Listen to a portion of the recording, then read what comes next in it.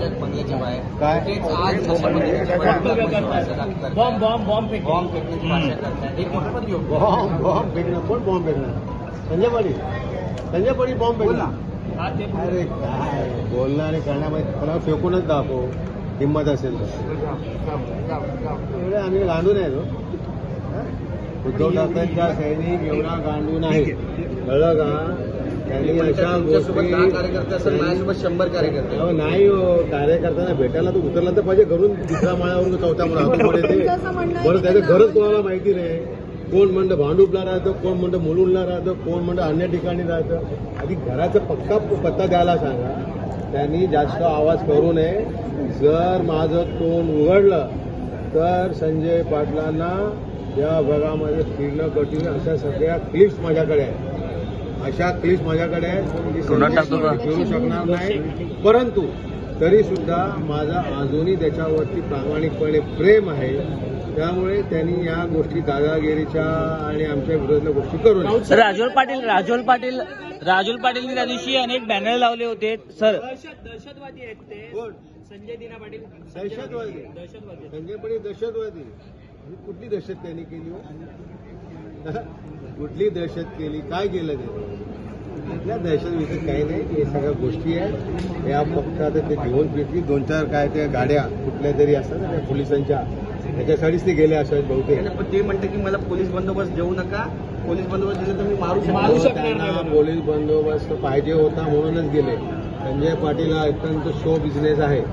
स्वतः कुठे जरी गेले तर 12 गाड्या घेऊन फिरायचे. 12 नंबरचे नाही, 12 गाड्या घेऊन कुठेही.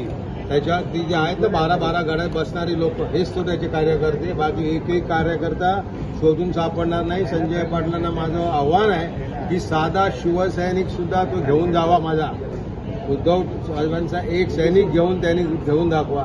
एक सैनिक पण घेऊ शकत नाही. ते 12 राजूल पाटीलांना सांभाळणार सोबत राजूल पाटीलांना सांभाळावं लागणार.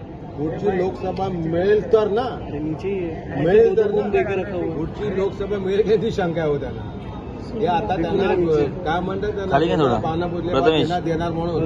परंतु ही सीट आणि या सीटवर प्रमोद महाजन, सुब्रमण्यम स्वामी, जयवंतीबेन मेहता, किरीट सोमय्या, मनोज कोटक असे भारतीय जनता पार्टीची सीट आम्ही संजय पाटलांसाठी हिसकावून घेतली, जिंकून दिलं.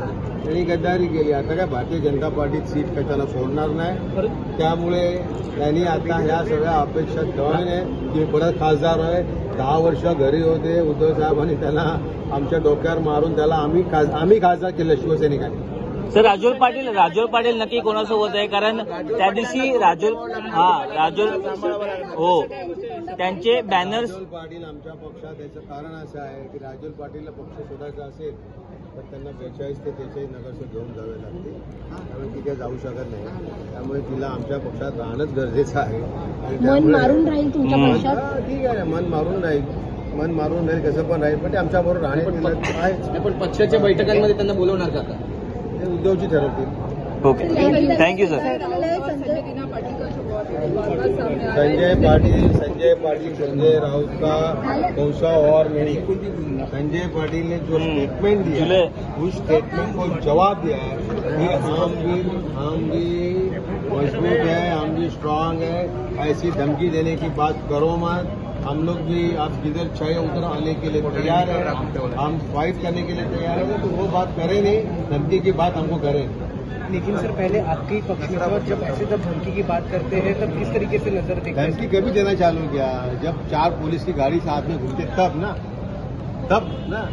इससे डरने वाले हम लोग है ही नहीं. हम डरने वाले शिवसैनिक है ही नहीं. और सबको मालूम है राउत क्या नाम है, समझे. और संजय पाटिल ने भी ऐसी बात नहीं करना चाहिए. जिस थाली में खाना खाया उस थाली में छेद नहीं करना चाहिए था. किया है. अब किया है तो जो कार्यकर्ता ने उनको बनाया उसके विरोध में एक भी वर्ड निकलना नहीं चाहिए. अब तुम गए ना, अब वहाँ सुखी रहो. आगे की सोचो कि खासदार कैसे बनेगा.